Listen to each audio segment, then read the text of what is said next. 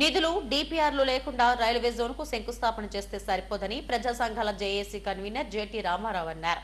Railway zone శంకుస్థాపనకు Modi Visakha వస్తున్న నేపథ్యంలో GVMC Gandhi విగ్రహం ఎదుట జేఏసీ నేతలు నిరసన చేపట్టారు.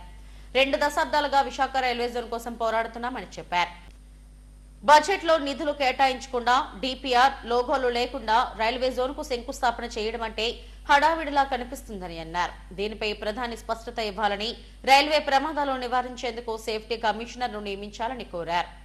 ప్రధాని నరేంద్ర మోడీ గారు ఇవాళ వచ్చి శంకుస్థాపన చేయడానికి సిద్ధమవుతున్న సందర్భంలో విశాఖ రైల్వే జోన్ ఏర్పాటు చేయాలని చెప్పి అనేక వినతులు విజ్ఞప్తులు ఇచ్చిన ఏ రోజు కూడా బడ్జెట్లో నిధులు కేటాయించకుండా మా ప్రతిపాదనలను చెత్తబొట్ల వేసి ఇవాళ ఆయన రిబ్బన్ కటింగ్లకు వస్తూ ఉన్నారు. సమంజసంగా లేదు.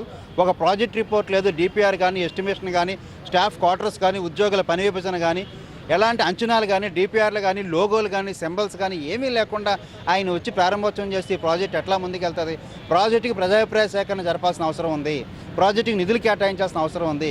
అలాగే తరచూ జరిగే రైలు ప్రమాదాలకు సంబంధించి విశాఖలో రైల్వే సేఫ్టీ కమిషనర్ పోస్ట్ ఏర్పాటు చేస్తుంది. నిరుద్యోగులకు మరీ ముఖ్యంగా 10,000 ఉద్యోగాలతో ఒక నోటిఫికేషన్ విడుదల చేసిన తర్వాత విశాఖ రైల్వే జోన్ నిధులు మంజూరు చేసిన తర్వాతే ప్రారంభోత్సవాలు చేయాలని, లేదంటే విశాఖలో ప్రధానమంత్రి పర్యటనలో నల్ల బెలూన్లతోనూ నల్ల జెండాలతో నిరసన తెలియజేస్తామని చెప్పి తెలియజేసుకుంటా ఉన్నాను. జేటీ రామారావు, ఏపీ ప్రజా సంఘాలు జేఏసీ.